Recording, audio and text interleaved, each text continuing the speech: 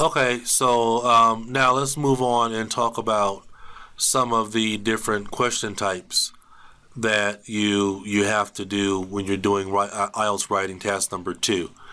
And basically here there are 6 different types of questions that you have to do. 6 different types of questions, but these questions are broken down into probably 2 different categories. All right, you have 2 basic types. There's 6 questions, but they come in 2 different basic forms. You have one form where you have to talk about each side of an argument, and then you have the second form where you have to make a choice and support or defend it. Okay? So there's 6 different question types, but these 6 different question types break down into 2 basic forms. Okay? Two basic forms of 2 different types. We have an agree or disagree question. Okay, this question is really popular, and they love to ask this question. This question requires you to make a choice and then to strongly defend that choice. Okay, it requires you to make a choice and then to strongly defend that choice. In terms of your format of this question, you have your introduction. Your body 1 is one reason why you might agree. Your body 2 is another reason why you might agree, and then you have your conclusion. All right. Now, some students say, "Well, can I talk about both sides? Can I have one body paragraph talking about why I agree? Can I have another body paragraph talking about why I disagree?" And my answer to your question is no. No, you cannot do that, because the question asks you, do you agree or disagree? All right. Take a position. Take a side. Take a position or take a side. Okay, because one way that some students lose points is they'll take an agree or disagree question, and then they'll talk about it as if it's a discuss both sides question, and that's not what it says. It's an agree or disagree question, so take a side. There is a possibility that somebody can write an agree or partly agree essay, but I'm really, really cautious about students trying to write a partly agree essay, because very often what ends up happening is they end up writing a discuss both sides, and they're going to lose points for doing that. To simplify it with an agree or disagree question, pick a side. Pick a side, argue that side, support that side. Okay?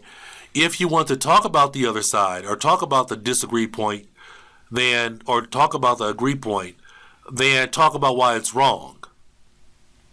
Okay? There might be a way for you to be able to do that in terms of discussing why the points for the other side are wrong. So, I mean, but even still, the essay, in essence, for an agree or disagree question should be written in a way that strongly supports your position. You cannot be in the middle.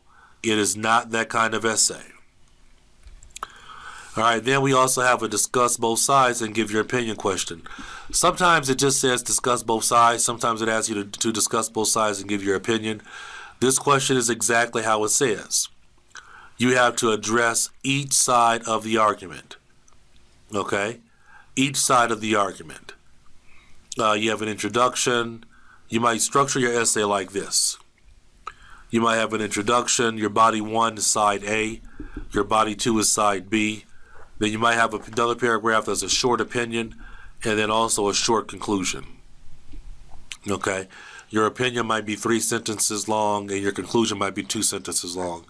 So that's a good way for you to be able to structure a discuss both sides and give your opinion question.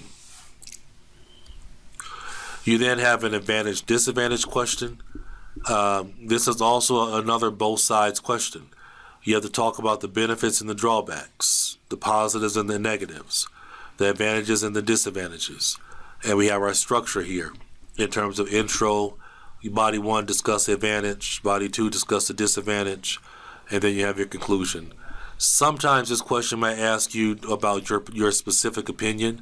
If it does ask you for your specific opinion, then you could add in a paragraph, a short paragraph of maybe about 3 sentences, where you kind of express what your opinion is based on the information.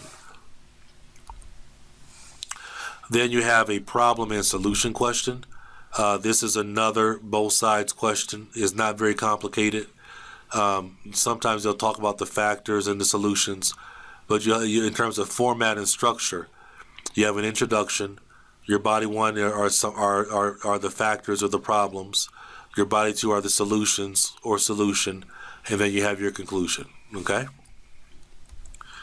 Next, we have a two-part question, and normally with a two-part question, this is the type of question where they'll ask you two different types of questions. You'll see two question marks, and later on when we're going through the format and structure of how to do the essay, I'll show you the two-part question so you can have an understanding. But you have our same format: introduction, body one is question part one, body two is question part two, and then we have our conclusion. And finally, we might have a direct opinion question. With this kind of question, they are asking you, what's your opinion? And the great thing about an opinion question is you can't be wrong, right? You can't be wrong. If they ask you the question, why are people living longer today? Hey, whatever your reasons are, you can't be wrong. They're just asking you your opinion. And so it's really about how well you argue your opinion, how well you express your opinion, and that's what they're looking at for you to do in terms of your ability.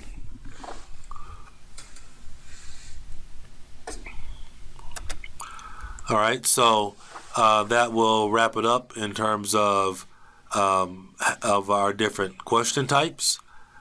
All right, and I look forward to continuing the course with you, and I'll talk to you soon as we now move into the writing process, the actual writing process for IELTS task number 2. Okay, so I'll talk to you soon.